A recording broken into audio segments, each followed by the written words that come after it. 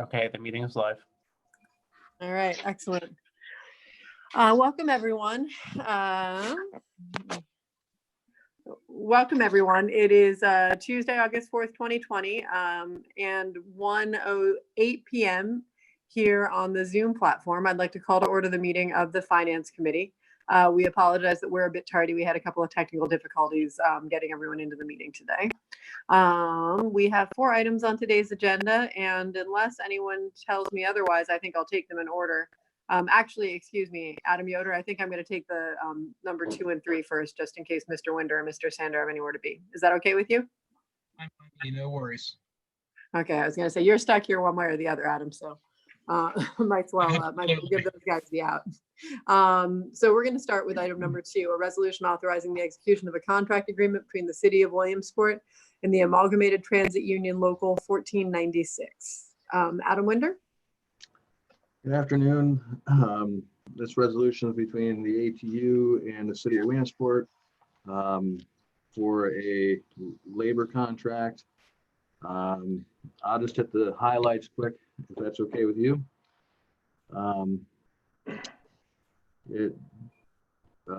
We did settle on wages at a 3%, 3%, 2.5%, 3%, 3%, 3%, 2.5%, 2.5% over the 5-year term.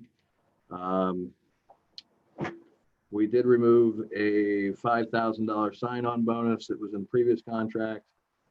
We did lock in the tier system for current employees in the healthcare, and a 3% of single coverage and 5% of the difference between single and family coverage for new hires. New hires would not receive the $500 HRA. There was a slight increase on the sick leave buyback starting in year 2021. We did eliminate the 5-star program, which was a significant savings to the city, which was basically you got a bonus if you didn't use any sick time. Longevity, we just cleaned up language in that, and the health coverage, which I touched upon early on. The rest of the contract, we just kind of cleaned up language because it was very vague and depended on who read the contract on how you interpret it. So we just went through page by page and cleaned up a lot of the language. And I'll entertain any questions you may have.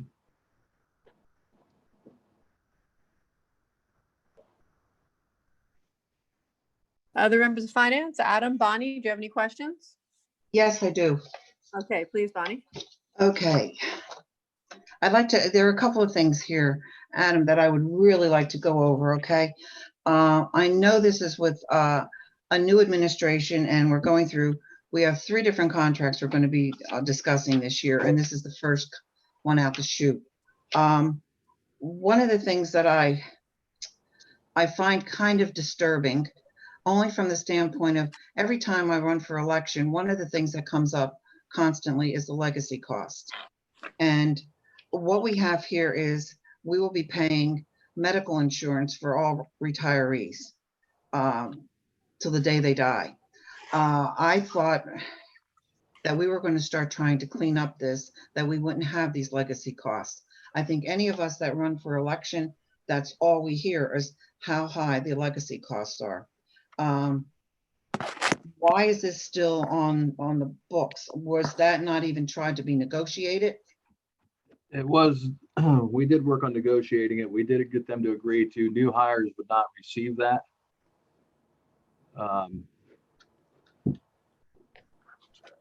The best answer I can give you is that we negotiated out a lot. And unfortunately, you won't get everything out your first time negotiating a contract. It's very difficult to try to get everything. Like I said, I think we did very well with making it so new hires will not receive it. It was a starting point. You have to have a starting point and an ending point, and that's what we were able to negotiate. So you're stating what's in here is that even though it states in here that over 65 retirees will receive the $500 monthly contribution. And also the employees, the other thing that happens here is whoever doesn't take the health insurance over 65 will be, the difference will be deposited in HRA.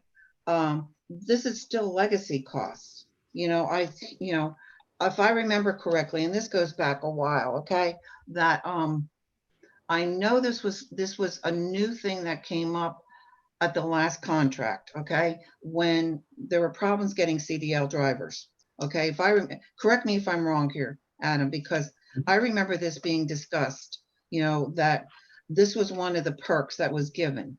Well, that perk was given what? When was the last contract? The last official full contract, because there's been a Yeah. lot of extensions, 2010. Okay, the Joellen, I see extension. you're then. on there. Just if I'm wrong, Joellen, please chime in. Since 2010, everything has been an extension. Okay, and this is where, you know, since that was done then, now, you know, we're creating this legacy now. And, you know, there's got to be, you know, a way to stop this, because we can't afford this. And especially what's going to happen next year and the year after, we have no clue of what's going to happen. And, you know, I don't know how we can, you know, come to an understanding that there's only so much money in the coffers. Okay. And, you know, and the insurance rates keep on going up and up and up. And you're talking, you know, paying medical insurance from age 65 to some people live to 80, late 80s, their late 80s. So you're talking a lot of years of paying medical insurance. And we know that we're all putting money into the medical insurance. And I just, you know, I find this one difficult to live with. The other one I find difficult to live with is the 3%. Let me get back into the book here. Of all the times to come up with 3%, when we know what's going to happen next year, we're going to be okay for this year, but come next year, 2021, and also 2022, I mean, it's going to take a while to dig ourselves out of whatever problems we have right now. I find that kind of hard to digest at this point. Also, knowing where we're going to stand with all this financially, and, you know, I'm just looking at where are we going to get the money for all of this? I mean, I know a lot of money comes from federal funding. I know that comes from that, but, you know, it still sets a precedence of what we're going to do. The other thing that I find a little bit discerning is what the sick leave buyback. Okay, it used to be upon retirement, and now what it says in the book is it says upon separation. What changed here? Why is that changed? So if somebody is going to leave, they can buy back their sick leave instead of when they retire, buying back their sick leave. If somebody were to be terminated or quit for whatever reason, we have to give them their sick time, vacation time that they earned. There's an automatic payout for that. So the term separation is just to clarify that, you know, no matter what, that person gets that payout. The only time it would make it to this point is it would take you a lot of years to accumulate that much sick time.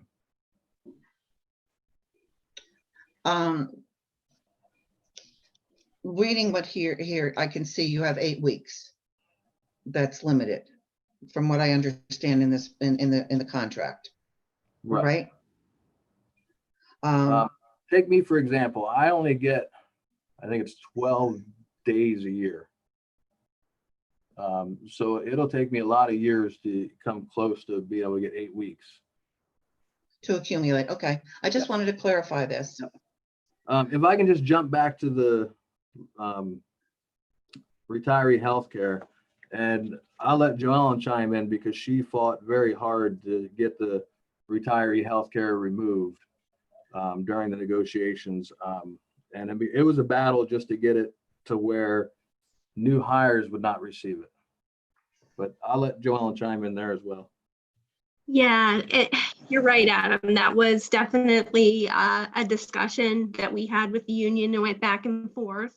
And we were mindful of the legacy cost, but it's very hard during negotiations to go from you have the benefit and now we're not going to give it to you. So we looked at a plan to transition to that and to preserve the legacy costs long term. And we felt that this was a good compromise because they did agree to remove the 5-star plan as well. So we looked at, okay, we could control legacy costs if we looked at new employees coming in. Because right away, new employees coming in, they would know this is what you get. This is your benefit package. So I really feel that, both sides did a lot of give and take, but yeah, would I have liked to nix it all together? That was our intent, our goal, but also it was give and take. So I feel that it was a good compromise because long-term, it will help with the legacy costs. Long-term will help with the legacy costs. I can understand. Yeah. Adam, how many retirees do we have? Joellen, how many retirees? 9, I believe, are on the 65 plus plan. So are you saying that we will only be paying this legacy cost for 9 employees? We I will don't pay. think so, because everybody that's working for RVT right now, when they Right. retire, is this They what we're will not, stating? they will not hit the 60-30. That's why we set that bar where we did. Yeah. So it's the Previously, 90, there was a okay. You're different tier shooting for the system. 90. I'm sorry. I'm sorry. You're shooting for the 90. Yes. Yeah. Okay, so the number 60 90. years of Okay, I can age, 30 understand that. years of service. Right. I think the number of potential retirees during the course of this contract would be 4, Joellen, am I correct? That could 4 or possibly 5. hit the- Yes. that- Mhm. That could possibly hit the 60-30. Right. Right. So just so you know, there used to be a different tier system that Bill had in place that you could retire at 55, you could pay X amount of money into your insurance, and we eliminated that. That's gone. Now it has to be the 60-30, or you cannot get the benefit when you retire. And it's also capped at 500. Yeah, and it is capped at $500. So if the insurance would exceed the $500 copay, the employee would have to cover the rest, or they would not have insurance anymore. Right. Right. Okay, Mayor, are you there? Mayor Slaughter? Yep, one second, Bonnie. I'm sorry, I just had a phone call come in. I'll be right Okay. back. I just don't want to make that like I said, this is the first contract coming out. And I don't want to set a precedence that's going to create problems with the other 2 contracts. Mayor Slaughter, what are your feelings? I know you've worked on this, but you, an elected official also, that's all we hear is legacy costs. Mm. And it can be a problem. We're trying to do away eventually, and I see that you did that now, that the new hires are not going to get that. But we're still dealing with some people that are going to have the legacies. I don't begrudge people, don't get me wrong, I really don't. But we have to think of the taxpayers and our tax base of who's footing this bill. I mean, we go constantly of all the bills that we are paying for all the legacies for everybody, because when the city was flush, everybody was given the sun, moon, and stars. Now that we're not flush and we're going to be scrounging for every penny, we have to be so careful where we go. Yeah, I agree with what Adam and Joellen had already mentioned as far as, we have to start somewhere. We got a lot give and take in this contract right here with the new hires. And, as Joellen said, the benefit is there. For some, you're not going to get everything all at once in one contract negotiation. So, to start with something and at least, get some of that savings, realize some of the savings, which we are here, and, taking away the buyback from the new hires, not getting, all of that, what was just discussed. So, could we, essentially, could we have asked for more? We always can, but you got to realize at some point it's going to be a give and take. And, considering that a full contract hadn't come since 2010, I think what we were able to give and receive on this one was pretty good, in my opinion. Could we always get more? Of course. But does that mean that we would have had, that we would have been able to negotiate a little bit more? It's hard to tell, but, we tried. As Joellen said, we did we worked diligently on this, Adam and Joellen and Chris. And, I think at this point, it's a starting point. We are having some savings. And, we're not going to get every single thing, just like the union was not going to get every single thing that they asked for. But I think as far as where we are right now with this contract, it's a starting point. It's a good starting point. And when it comes up again, we negotiate, a little more on each. Each time it's a give and take on both sides. And, gradually, the goal would be to reduce these legacy costs with each contract. And so we started with this one. It's reducing the legacy costs, and we'll, it would be our goal to continue to gradually reduce them. The one thing I will say with this contract, I'm glad you kept the incentives in for sick leave, for sick days. To me, that the incentive saves us money in the long run. So, giving the gift cards out, I think, is a good thing. So I'm glad that's still in there. I still find it a little bit difficult to digest the 3% mayor. I really do. If I can just touch base on one more thing, and I'll thank Mr. Yoder for requesting the information from us.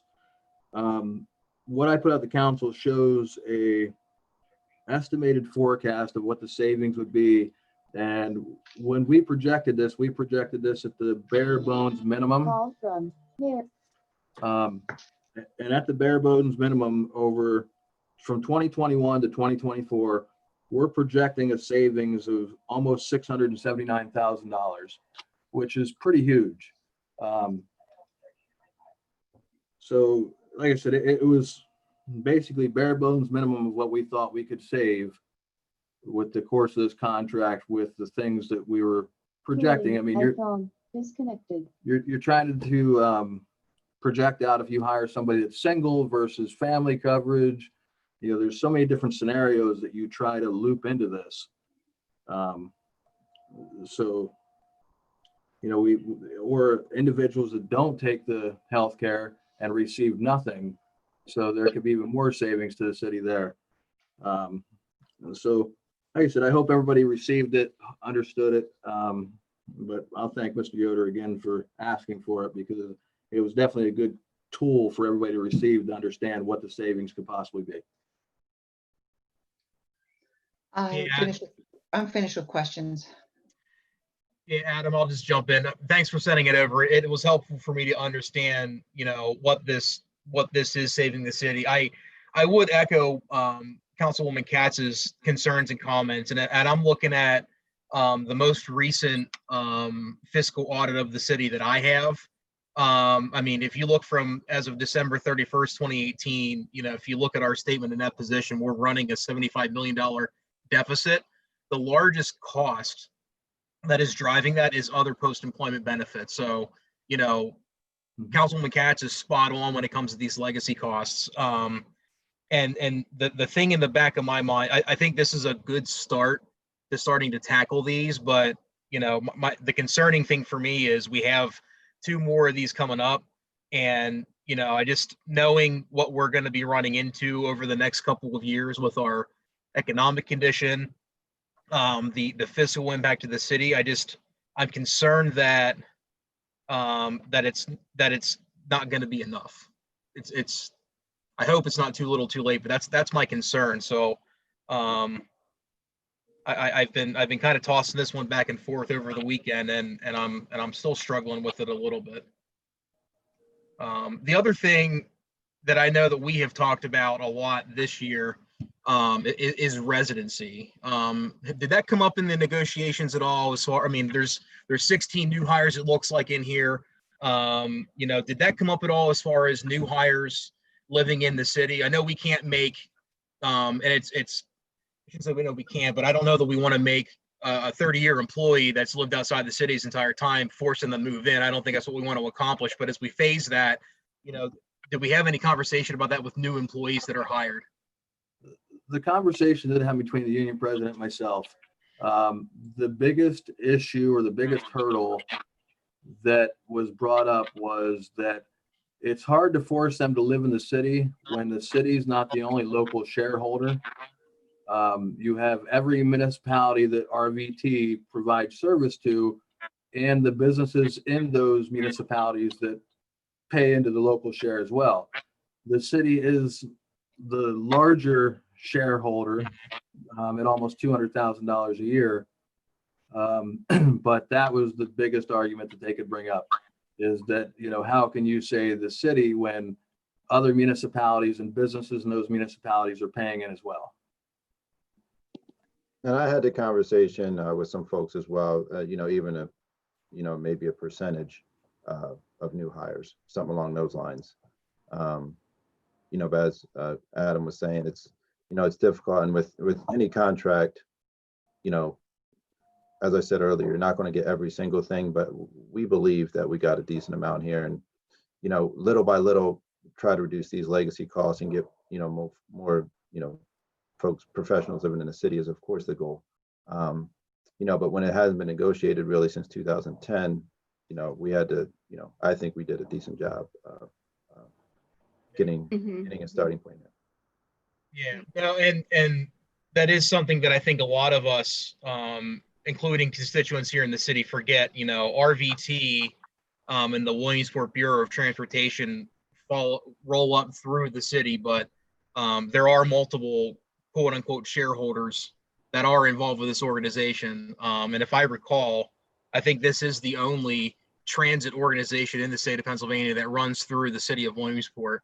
And I don't know if this is the proper time to or not, but we really should, as a group of newly elected officials here and between council and the administration, we really should discuss what the future of that organization looks like. I remember last year, under asking the prior administration about those plans, about the former administration plans of regionalizing the organization. In my general view, it seems like that is something that would be beneficial given the complexity of it, given that there's multiple shareholders in that, but that is something I hope we can discuss probably sooner than later as well. Those are a lot of, I share a lot of Councilwoman Katz's questions and I think just general concerns. Good start, but I'm not sure if, yeah, I keep going back and forth on it. So Liz, I don't know if you have any questions either. Yeah, I do. And I agree with Bonnie and Adam, that while I understand that, that this contract was really, quite generous at the outset, even in some very odd ways, as well as the standard ways, and that you guys negotiated some good changes to the contract, and we do appreciate that. It remains true that the city will not next year be in a position to pay 3% wage increases to all of our union members, and we won't, and the sick leave buyback is a bit of an issue. That increasing health insurance costs remain an issue. So I think what all of us are saying is we appreciate the hard work that happened, but we also know that unfortunately we really can't rest here. All these negotiations need to continue because we simply can't pay for this stuff. Adam, if I can ask you a couple of questions about the document that you sent us that outlines savings. Yes. Just so that I understand, and I will agree that close to $700,000 over the life of the contract in saved funds over the contract that we were, the existing contract is a good turnaround, is a good start.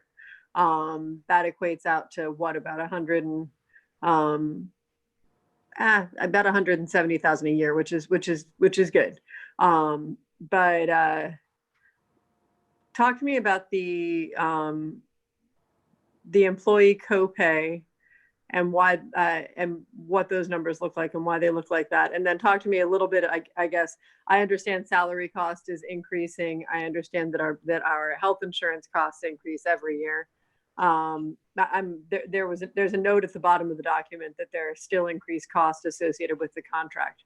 And help me to understand how those increased costs are going to impact our bottom line. We have a calculation for what the salary is going to cost us, what the medical expense is going to cost us. The medical expense is the hardest one to determine. We based everything with the medical cost over a 10% increase each year. Mm-hmm. I know this past year it went up just under 5%, but there's no guarantee of what it's going to be. So we were trying to use a fair number. So that's part of the reason for that note. The salary increase at the 3%, but 16 employees hired would start at 90%. It would take them 3 years to hit the 100%. Mm-hmm. The copay, so if we have a current employee under the contract that just ended, the insurance copay worked where you paid 25% your first year, and over the course of 6 years, basically, on your 6th year, you would pay 0. So every year it would drop by 5% to hit the 0 amount. Mm-hmm. So after the 6th year to, let's just say 30 years, the employee paid nothing. Right. Where we're changing it to the tier system of the 2%, 0 to 9 years, etc. So that for a longer term, the employee is paying in. So therefore, you'll see that under the current contract versus the new contract for 2021, there's really not savings there until you get out to the 2024 year. We actually see. But we do anticipate those savings then continuing moving forward, correct? Yes, most definitely. Okay, got it. I would assume so, but I didn't actually run the numbers to make certain that the value of starting employees paying in didn't trump the value of all employees paying much less over the course of their entire work life.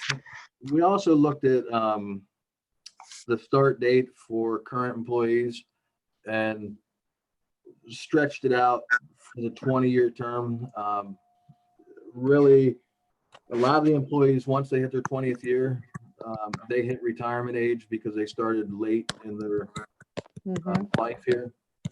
So that was the other factor that played into our tier system. That, you know, very soon we're not going to have very many people that are going to hit the 20-year mark and basically get the insurance for free because people started so late. So we also believe our turnaround of employees is going to be semi spread out, but we're going to have more employees starting at the 90%. I would guesstimate at least at the end of this contract, which we had 16 employees. Every year after that, we're probably looking at 4 employees starting over again with new employees or with old employees retiring. So there's going to be savings there in salaries. The savings in the HRA with new employees not receiving the health or not receiving the HRA was a $32,000 savings over the course of this contract. Right. The sign-on bonus was $80,000 with the 16 new employees. We based the referral bonus, which was $1,000 if you referred a friend to come work here. We base that off of the potential of 16 employees knowing 16 people. Right. The 5-star program was really the big one. If you had 3 to 5, less than 3 occurrences, or more than, yeah, less than 3 occurrences or less than 5 occurrences, it played a big role on the number of stars you received. So the potential payout, we based it off of the end of 2019's sick time call out. So potentially that number could have been a lot higher during the course of this contract if the 5-star program stayed in there. It could have really put us up significantly higher because people were receiving a bonus to not use their sick time, then, you know, receiving the Sheets gift cards as well. Right. To me, with the benefits and things you receive working for the city of Williamsport, that should be initiative enough for you to want to come to work. I would agree with you there. And the final part is just the 16 new employees at 90%, the first year, 95 the second, and then 100% the third year of the, whatever the current rate would be at that point. Okay. Yeah. No, yeah, I do understand those changes. I guess what I'm asking is, some of those changes continue to bear fruit for us, and the 90%, I guess, will continue to bear fruit. How many retirements are we looking at in the at RVT over the next several years? We're looking at 16 this coming year. 16 over the course of the next, or over the course of this contract. Got it. So 6 is the total for the contract. Right. Now I know there's a couple people that are talking about leaving early, which, you know, due to their health condition, whatever. We did not include them in here. We just based this upon people that would hit the retirement age. Yeah. And you talk about the retirement calculation, that 90 number. Yeah, it's the 60-30. Yeah, except it seems like it doesn't exactly work just 60-30. It could be 61 and 29. Yes. Okay. Which I would hope that they would stay till complete retirement age, but. Right, but so anyone who works any combination of, say, 65 with 25 years of service receives retirement benefits, correct? Yes. Yes. Okay. Just because I think that you're right that the 60-30 thing to me is a little unlikely, but if you get into the possibility of someone working 20 years and retiring at 70 or something, that seems a bit more likely to me. They would have to be really, really healthy, only because of the requirements here with the medical card that, you know, every year or every 2 years for CDL requirement, you have to have an actual physical fitness test. And for the transit side, the test is a lot more invasive. Okay. A lot more strict. I mean, if somebody goes out for a medical condition that could affect their driving ability, we do send them for the medical examination to make sure that they're safe to drive. And like I said, it's very, very strict. Okay. And what about the opposite possibility? Could somebody be under 60 but have more than 30 years of service? We do not have that possibility at all at this point. Like I said, we went through the numbers of start date versus possibility of years of service. That's why we felt comfortable with the 60-30. Got it. Sounds good. And I don't see it anywhere in the wording, but just in case I missed it, because I know we've had this discussion about other union contracts in the city. This contract does not require retirees to take Medicare first, followed by city health insurance. Medicare is the primary. Medicare would be the primary. So that's the $300 contribution. And that is not the case in other city contracts at this point? No, Medicare is the primary. Medicare is the primary for over 65. You are sure about that, even with police and fire? Yes. Okay. Medicare is the primary, and then the city is secondary. Unless I'm wrong, Joe P, are you on here? But but I can double check that, but I believe I had a conversation with Marlena and we For- discussed that. For those that are retired, once they hit 65, Medicare becomes primary and we provide a supplemental. For those that are active at 65 or over, they remain on the active plan. So it only comes into effect upon retirement that Medicare becomes primary. Got it. Sorry, my understanding had been that for some of our union contracts, we were not forcing people to utilize Medicare as their primary insurance over 65. I must have misunderstood some earlier conversation. But that's okay. That's good at least. Because I remember discussing that with someone and being astounded. Okay. But yeah, in general, guys, I appreciate the thought that went into this, and I think it's a strong step. But I agree with the other members of council that unfortunately we still need to ideally do better moving forward here. And I know that transit has always traditionally been a 5-year contract, but that's what's I think particularly difficult for me is knowing that we won't have a chance to renegotiate this one until 2024, which gives us kind of a long run out on all of these terms. But on the bright side, I think that we will not be negotiating 2 other contracts in 2024, which will probably be a benefit. So that's a good start. Bonnie, Adam, other comments, other questions?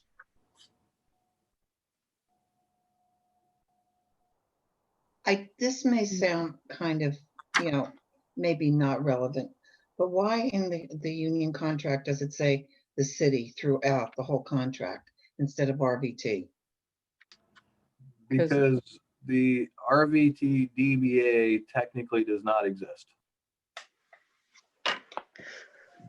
Yeah, because it is the city, Bonnie. I know they keep on telling us it's the city, but over the years it's been not the city. Yeah. Well, I mean, RVT has operated its own fiefdom for a long time, but Right, exactly. in reality, it is the city. So I'm glad to see that acknowledged in the contract. That's why I just wanted to clarify this. It's like, all of a sudden it's the city and I just wanted to see where we stood with that. Yeah. And does that have anything to do, the other question with this, because RVT has so much federal funding and run on so much federal funding, is that the correct way of putting things? According to the federal and state government, we are still Williamsport Bureau of Transportation. Okay, City of Williamsport. okay. So River Valley really is just a name. Correct. Okay. Okay, just clarifying that. Liz, I don't, for me, I think I would really like to hear what the rest of council would like to say on this. For me, I don't know what Adam feels like or even you, but I would like to pass this with no recommendation right now. I mean, I'd be comfortable with that. Like I said, this contract is in kind of an unfortunate position. It's always been a pretty generous contract, and so I think that we have negotiated it pretty well this year. Unfortunately, it comes right before we negotiate 2 other contracts. So we obviously need to think hard about what we're negotiating for here and what we'll negotiate for in the next 2. So I think that certainly much more discussion would be welcome on this on Thursday. And if that's what we're hoping to accomplish by putting by sending it with no recommendation, then I think that is likely the best way to accomplish it. Adam, would you pardon me? Okay, well, I was just going to say, what does Adam? Yeah, I can get on board with that. I could go anyway right now. I still have a number of things going through my head, but I can get on board with that. I would like to know what the other 4 have to say about it. So Yeah, I think I would say that I'm tentatively inclined to support it, but I think I would certainly welcome more discussion. So Yep. If you would like to forward it with no recommendation, then I'm fine with that. And we can have a robust discussion at the full body of council on Thursday as well. Okay, I make a motion that we pass this on with a no recommendation. second, All in favor? aye. Aye. Okay, excellent. Thank you very much, Adam and Joellen, for all your time on this so far. We really appreciate it. Thank you. Thank you. And okay, moving on. Allow me to shift a bunch of stuff around here. Moving on to the next item on our agenda, we have a contract from John Sander. Yeah, hold on. I'll call you back. Okay. Call you Approving back a- a little later. Okay. Pardon me? Oh. Hi, John. How you doing? Hi, resolution approving a change order number 1 to the 2019 street reconstruction project. Yeah, Adam informed me that the streets and parks and RBT parking lot needed paved. Since we already have Big Rock in town, we got a lump sum quote from them for $198,000 to do the work. Measuring the area to be paved, it includes the entire RBT and streets and parks parking lot, excluding the confiscated police car area and the stockpile.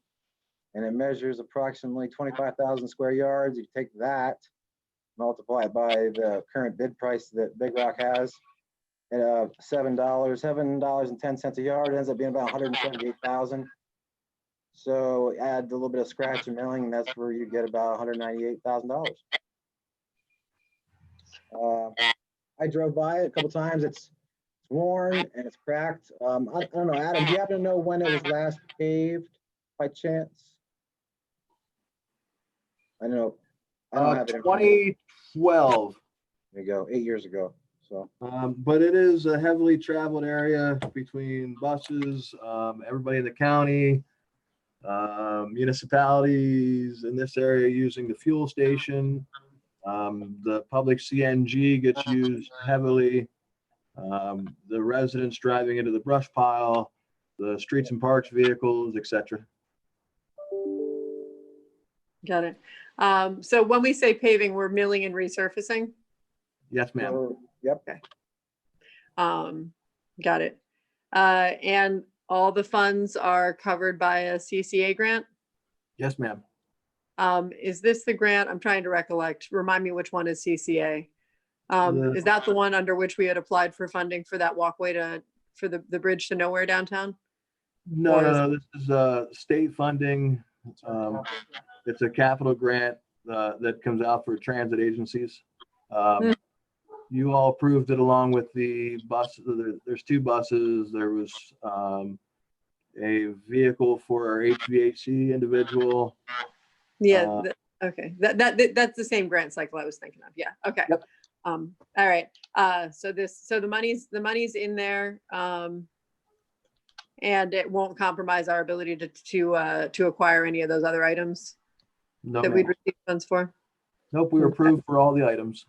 Okay.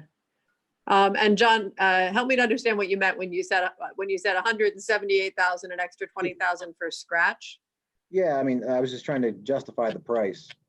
That's what I'm trying to understand. I Is figured. it justifiable? So yeah, I measured the area to be Yeah. approximately 25,000 square yards.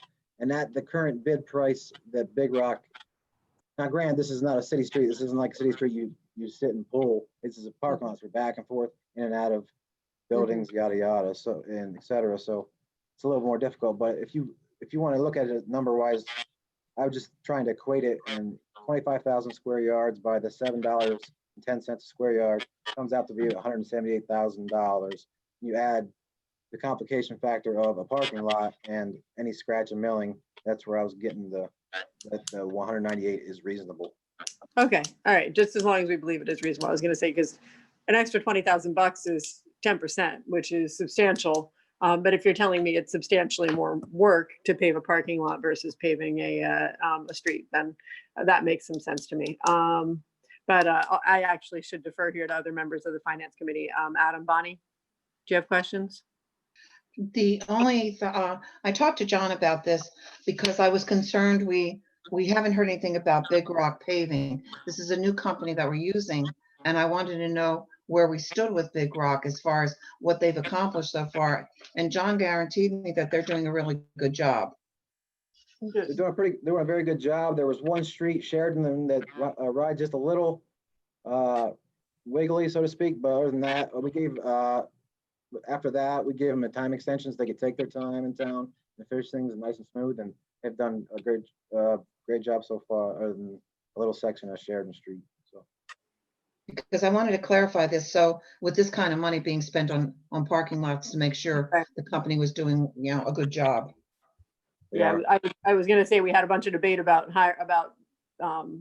this company in the beginning anyway, to be handing them another contract on top of it, I was wondering about. Yeah, exactly. That's why I called them about this. Yep. And But I'm, they're also doing $1 million worth of paving for UGI right now as well, so, in the city. yes. All right. Well, it's worth their while to be here for a little bit, huh? Mhm. Sounds good. Adam, any questions? No additional questions. You guys captured all mine. Okay. Then I'd take a motion if everyone feels comfortable. I'll make a motion to forward this to the full body of council with a positive recommendation. Second. All in favor? Aye. Aye. Okay, sounds great. Thank you. Then bouncing back up to item number 1 on our agenda, an ordinance amending part 1 of the codified ordinances of the city of Williamsport, first reading. Adam Yoder, it's your time to shine. Thank you. Yeah, so what you have in front of you is an ordinance updating part 1 of the codified ordinances of the city of Williamsport. This updates articles 121, 135, and 139. And additionally creates articles 141 and 142. These are all articles that outline departments, the structure of the administration, and what this does is, first off, updates it to kind of look more like it has been historically operating, or probably should be operating. But more importantly, from a legislative perspective, this expands a number of accountability mechanisms that seem to have been lacking over the past probably 15, 20 years, before Mayor Slaughter was in office, as well as before a number of us were on council. What it does is it expands the advice and consent capabilities of city council for department heads.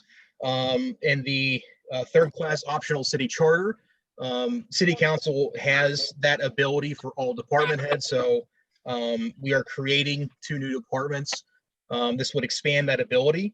We're modifying the verbiage in filling department directors' positions to ensure they are actually filled. The current administrative code reads that the verbiage is may, and we're amending it to shall, to note the importance of making sure that department heads are filled. In the past, before we were all here, we have run into that as an issue of those positions adequately and timely being filled.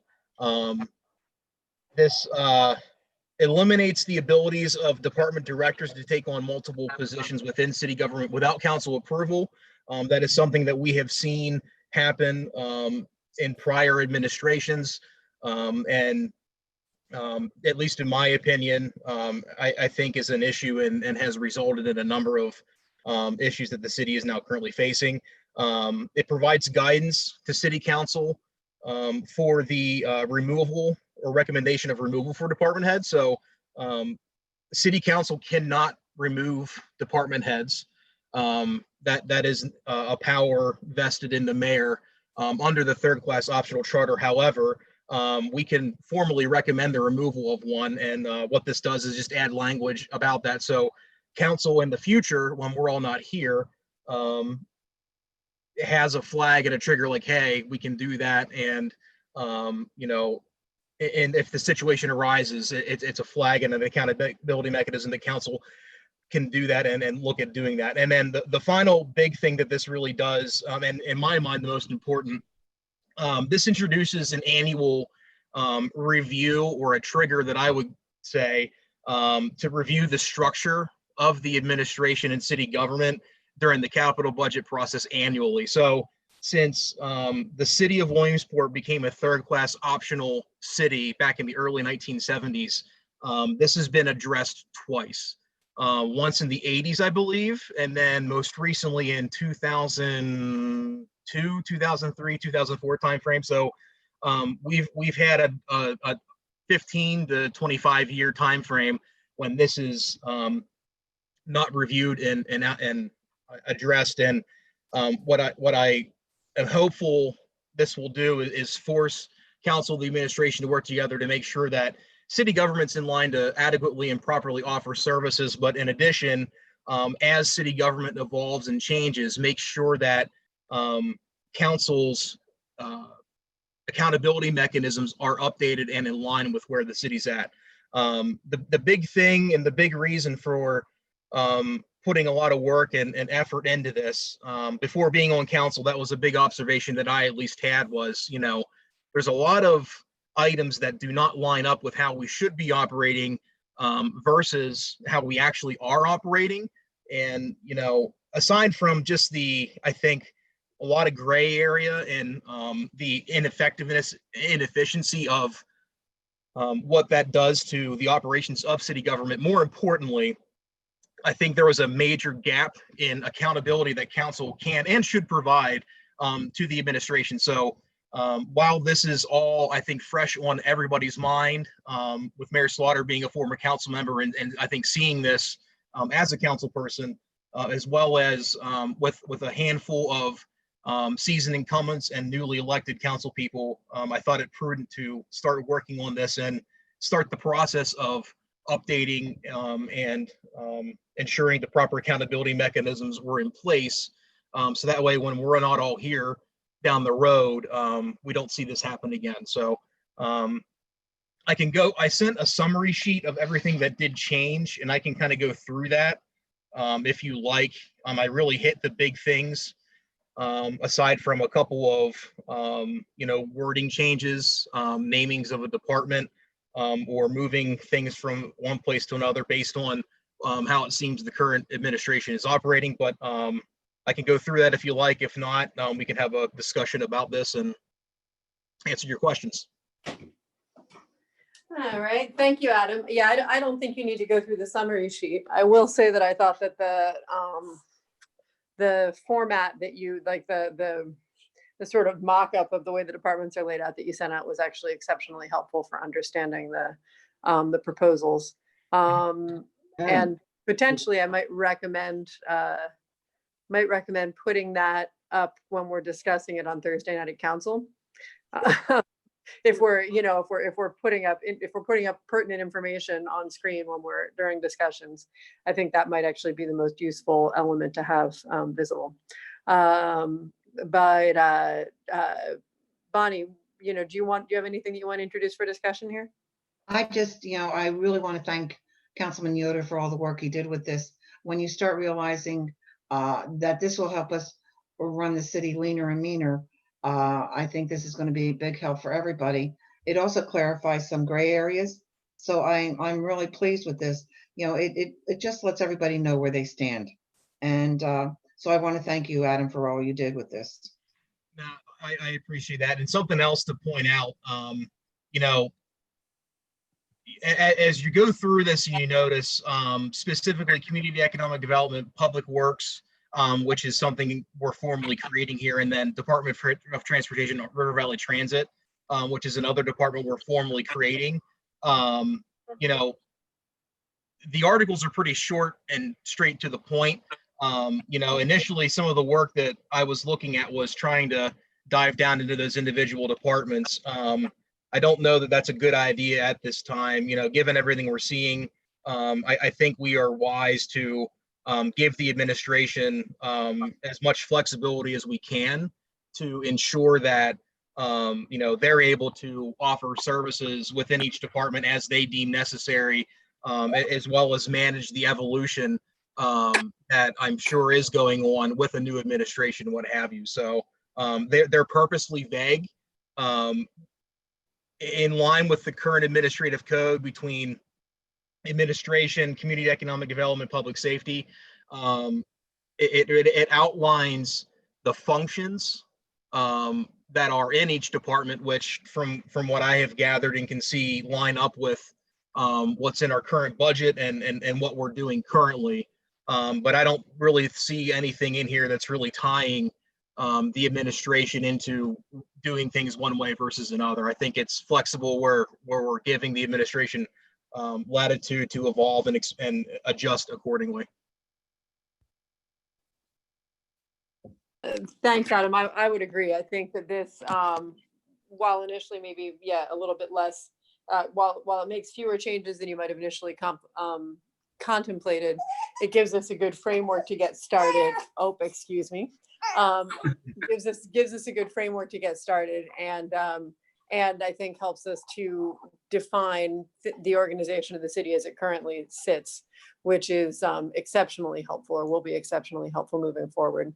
The one thing that I had discussed with Adam when we talked about this the other day, and I'll bring it up in a public meeting because I'm assuming Derek's probably still out there somewhere, is my feeling that we probably should be looking at the role of the Department of Community and Economic Development and attempting to transition it away from, by and large, a community development block grant related department to a standalone department that handles planning, looks at historic preservation and other planning elements of the city, but doesn't do it or isn't exclusively bound by the funds related to community development block grant and home funding. We know those funds are decreasing, and I think that department can and should be doing some legwork within the city that's a little more complex and help us to plan better. Pardon? I heard some feedback on the line. I'm not sure if that was a comment or if that was just feedback on the line. I think it was just feedback, Liz. And aside from that, the other thing that this, I think that you've done really good work, Adam. So none of this is a critique of the work that you've done, but merely what I would like to think about when we do revisit this in the future. The other question that this raises in my mind is how does the Department of Transportation fit within the rest of the city? And to what extent can we engage in more sharing of some of the services that both the city and the Department of Transportation require? I'll note that at this point we have a Bureau of Transit Planning, but then also theoretically a Bureau of Planning. You know, in this new organizational structure, we have a Bureau of Planning under Community Development. We also have a Bureau of Transit Planning. We have a Bureau of Transportation Finance, as well as a Bureau of Budget and Fiscal Affairs. It looks looking at the chart like a duplication of services. I'm not sure if that's how it works out, but to me, rebuilding the structure of the city in this way, which I think is a good first step, merely then helps sort of beg the question of, do we also need to look at if the Department of Transportation is staying a department of the city and not becoming, for some reason, an authority or something like that? Do we need to look at trying to create a way to save ourselves some money by sharing services across the Finance Administration Department and the Department of Transportation? But I think that clearly will take us at least another year to suss out, since we're undergoing some pretty major changes at RVT. None of that is anything that we could codify right now. So no, go ahead. I'm sorry. Oh, I was just going to say, I think, as I said, I think this is a terrific first step, and at least it makes our organizational system look more like what it actually is, and hopefully gives our individual employees, say the head of the recreation, the head of recreation, the city engineer, et cetera, a little bit more guidance about who they report to. You know what I mean? It sets up a structure that doesn't make the mayor the sole sort of employer of all of these people. It gives kind of a chain of command, I think, and creates a bit more oversight. So thanks, Adam. Yeah, no, certainly. I can tell you, in some of the work that I had done this year so far, in looking at that question specifically, Liz, as far as, how do we leverage one arm, i.e. RVT, to help the other arm, given the funding mechanisms and what have you. From what I understand and have learned, you obviously got to be careful, and I'm sure between the mayor, Adam Winder, if he's still out there, I think they could probably tell you the same thing. It does seem that that's certainly possible. It seems like what we have been doing as far as, I guess, like almost approaching it from a billing perspective, is probably the cleanest and easiest way to accomplish that where it's happening. But you bring up a very good point. And the nice thing about this, over the next number of years, as long as this is in place, we're legally now going to be forced to look at this year over year, and it's not going to just fall by the wayside as council and the administration continue to do the people's work and get really busy and focused on another thing. So gives us time, but it forces us to continue to reevaluate and look at those types of questions. Hey, Adam, can you share this revised structure internal now, or is it going to be shared Thursday? When you present it? Yeah, we can. Chris, you have it. If you want to share it now, we can share it now. I think we're going to share it Thursday as well. Okay. So, and you should have a copy of this. This should have went out to whoever in the administration gets the individual ordinances, resolutions, what have you, and all that associated paperwork. This should have went out as well. And I can email it to you if you did not get it. Yeah, I was gonna say, I'm not sure, Adam, there is anybody in the administration who gets this. I thought there was. I thought there was a list like to department heads and stuff like that. I can send it to everybody. Okay, yeah. And I'm not a department head. I'm just kind of curious what it looked like. That's all. Yeah, no, I'll send it over to you, John. No problem. Thank you. Good news is, John, you're still on it. Thank you. Adam, what do you want me to put up? The sort of flow chart there? Yeah, you can put that up if you want, certainly. And I can kind of walk everybody through that. Yeah, I think I put up the proposed structure flow chart. Chris, yeah.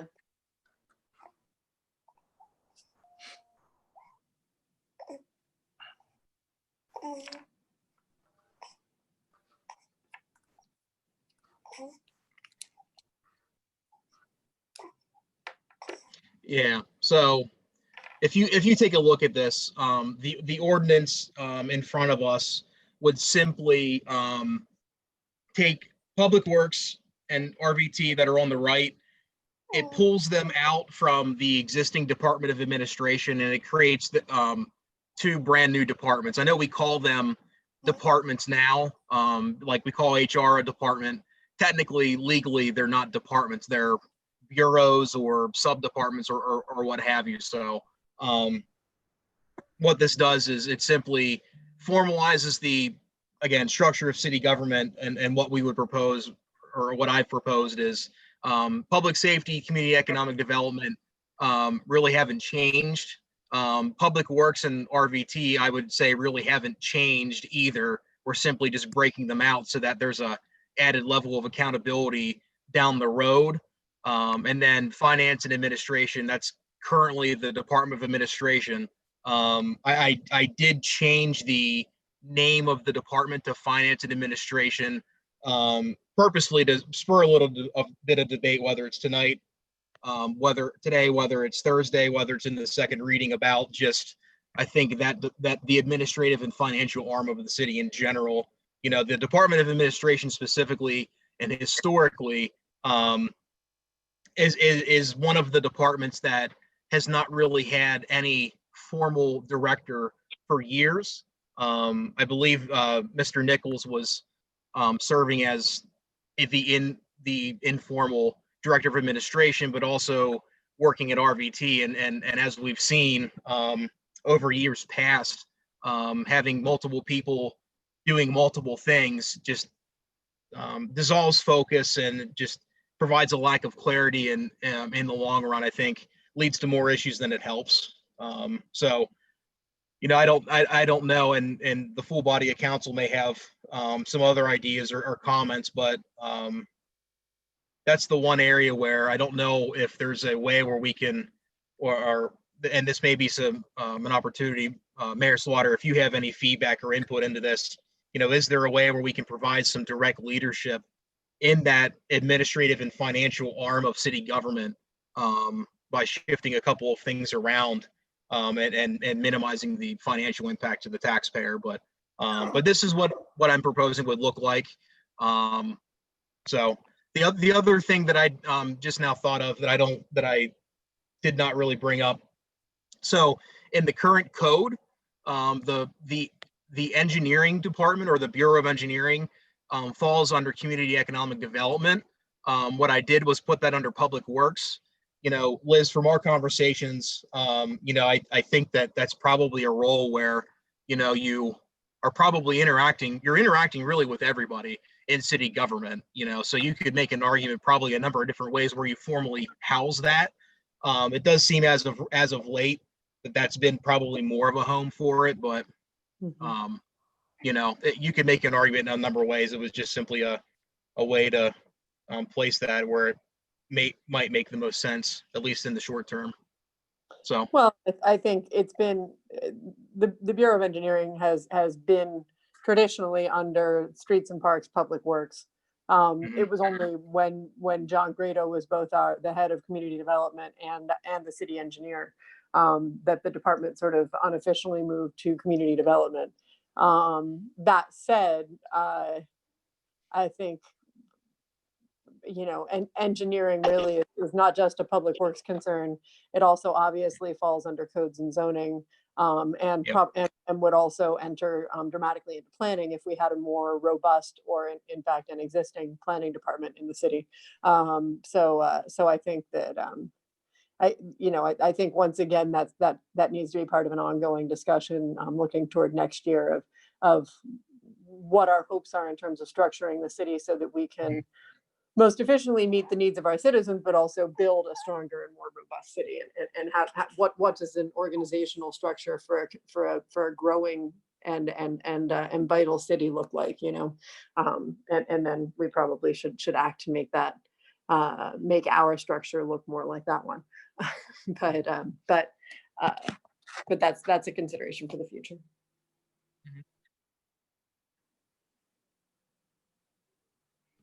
I have a question, Liz. It's Randy.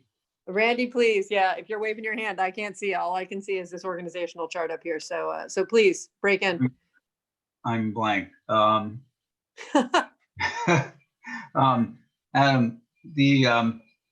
the recreation department, where is that? Or it's not a department anymore. So is it bureau under Public Works or?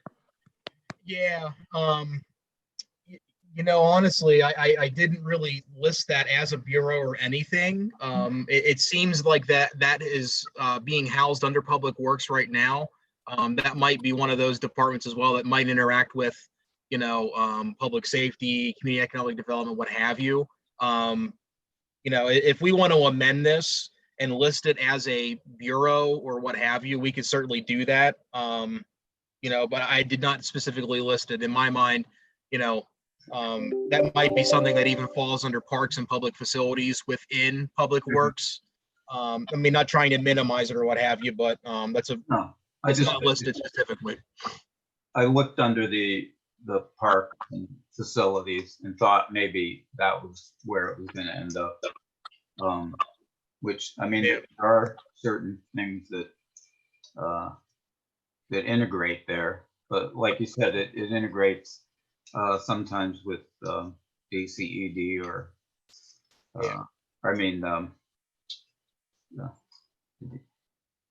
or community development. But it's just something I've been thinking about and wondering there. But I also wanted to thank you for your time and effort on this, because it's been months now, and you were open to hearing some of the suggestions, and you amended certain things. That this is nice and clean, but lends itself to be flexible, I think, because we really are in transition in a lot of ways, from things that just organically happened in the past and were never codified, really, as you said. So yeah, this is good. It's a good starting place for us. Yeah, I agree, and thank you. I appreciate that very much. Thanks for sharing, Adam. Appreciate it. Thank you for sharing. Oh, yeah, no worries. All right. If I am not hearing any other comments or questions, other members of council who are on this? I Anybody make a got? motion- I make a motion that we pass this on to the full body of council with a positive recommendation. All in, I'm Adam, I second, think but you I'm can second biased. it. All right, then, all in favor? Aye. Aye. I loved Adam's reticence to vote until the rest of us had. The final Ladies item. first. What's that? Yeah. Ladies first. Yes. It would have lowered my opinion of you had you been the first person to make the motion and also. Thanks, Liz. I figured as much. So. The final item on today's agenda is item number 4, any related items. Members of finance, I don't know if you have any follow-up questions for Joe on the financial statements we got last time, or Joe, if you have any other items that you'd like to bring to our attention. Anybody have anything for the good of the order? If there are nothing from Joe, the one thing that is crossing my mind that we should address is CityBot that was brought to us, that we were, the app that we were using freely. Where do we stand with that? Is it still going to be free, or are we pulling it? As of right now, they're still being very considerate with us and not charging us. I actually reached out to them to discuss that. So as soon as I get an update from them, Bonnie, I'll let you know. But at this point, Councilwoman Katz, it's still a no charge to us. They're being very, very generous. Because how many days have we had this already? We lose track of time here. Yeah, it's been I think April, May, June. it's been we probably approved about- it early April. Yeah, it's Was been, it I was early gonna say, I think it was April-ish, April, May, June, July. So probably about 4 months. Yeah, they're giving us. So, and I purposely, when I reached out to them, I said that, we do not want to take advantage of your generosity, clearly. So, as soon as I am able to, have a discussion with them, I'll reach back out. But at this point, no, we're not being charged at all still. Okay, I only brought it up because this was with finance before, and that's why I brought it up now. Yep. Thank you, Mayor. Sure.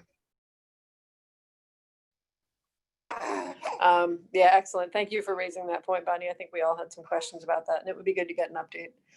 The other thing I think it'd be good to get an update on, Mayor Slaughter, is the not simply where we're at in terms of them charging us, but how much we've used the platform at all, and what sort of response we've been seeing. I'm assuming that all of that is well documented via their system. So it might be nice to know how robust our usage of it has been. Sure, I will get that. Okay. Any further questions or comments from anyone out there in the Zoom platform? Okay. Then I would take a motion to adjourn. I make a motion that we adjourn. Second. All in favor? Aye. Thanks very much for your time today, everyone. And I will see everybody on Thursday, I guess, if not before. Okie dokie. Thanks, Okay. everyone. Thank you.